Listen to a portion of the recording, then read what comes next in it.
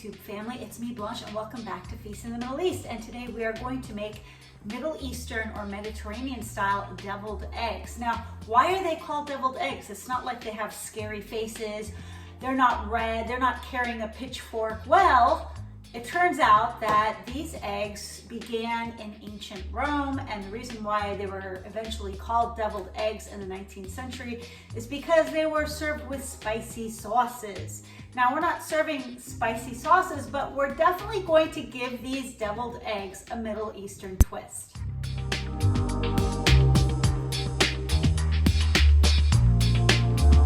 Now, to make these deviled eggs, I'm going to use two staples every Arab has in their refrigerator at all times. One is labneh cheese, and I'm going to link a card on how you can make your own labneh cheese, but of course you can buy it store-bought if you need to, and there are some really good brands out there. Number two is hummus, and I will link another card where you can make your own easy hummus at home. And yes, you can buy hummus in the store, but why on earth would you do such a thing? Especially when most hummus looks like cat food and tastes like hell. No. I'm sorry. That's pretty gnarly. Don't do this! This must stop! Immediately. This is crimes against humanity. Now that I think about it, deviled eggs in Arabic, what would it be called? It would be called what? Bayd shayateen? I'm going to call these angelic eggs instead, okay? How many of you guys still have some leftover Easter eggs and you don't know what to do with them? Well, you have come to the right place because I will show you exactly how you can revamp those eggs and make them super tasty. As a matter of fact, I make these part of my Mediterranean Middle Eastern meal prep all year round, not just on Easter. So I just started by boiling the eggs for about 6 minutes, then draining them and running cool water over them so that they stop cooking. That's my favorite method, but choose a method that you like. After peeling all of the eggs, just slice each one in half. Put the yolks in a bowl and set aside. For these two recipes, I'm using just a half a dozen eggs. You could double or triple the quantity if you want. For the first 3 eggs, which will make half a dozen, I use 2 tablespoons of labneh cheese. Again, you could use homemade or store-bought if you wish. To that, I'm going to add a half a teaspoon of onion powder and then some lemon pepper. Lemon pepper really brings out the flavor of the eggs. Finally, for that herbaceous twist, some fresh thyme. I really prefer fresh thyme over dried thyme for this. Just a few sprigs will do.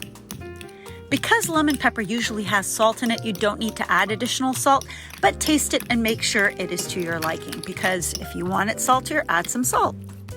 Now we just mash it all and pipe it into a Ziploc with the corner clipped off with scissors so you could pipe it into the eggs. Of course, if you're just making these for yourself and not for guests, you could just use a spoon and put the filling into the egg white and you're good to go. For the final touch, I like to sprinkle some smoked paprika, maybe some red chili powder, along with some more fresh thyme. And often I like to add some chopped fresh red bell pepper to add some color, texture, and flavor. All right, ready for variation number 2? This one involves hummus. You're gonna love it so much, you're gonna want this extravaganza on repeat.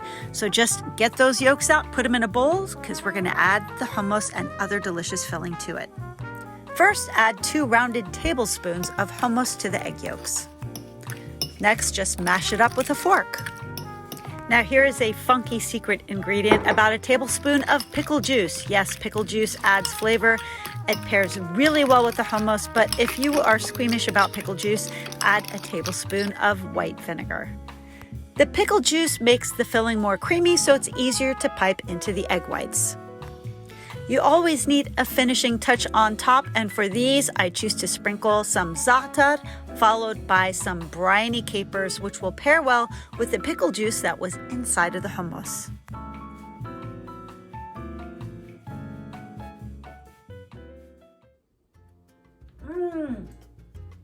Can't go wrong with hummus and eggs. Hummus adds a beautiful creamy texture to the eggs, gives them like a smoky flavor from the cumin. Forget mayonnaise, just add hummus and it adds protein and fiber as well.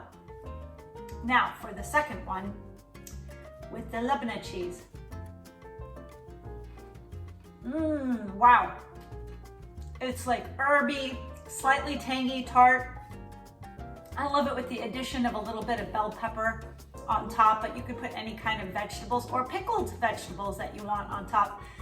This is so delicious for like that mid-afternoon slump when you're craving something sweet. Eat this instead, and this will seal up your appetite, and it will give you a lot of flavor in a little bite. Thank you for joining me on Feast in the Middle East, and if you haven't gotten my cookbook, what are you waiting for? I will link it in the card. That way you could order it direct. It is a hardback book, over 200 pages with glossy, beautiful photos pretty much on every page.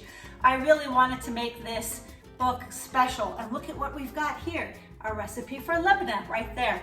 So hopefully this book can be your one-stop shop. Sometimes you don't want to depend on a video or to fish for recipes. This can be your staple book, just hanging out on your counter to inspire you and offer so many healthy recipes that you could use for meal planning any day of the week.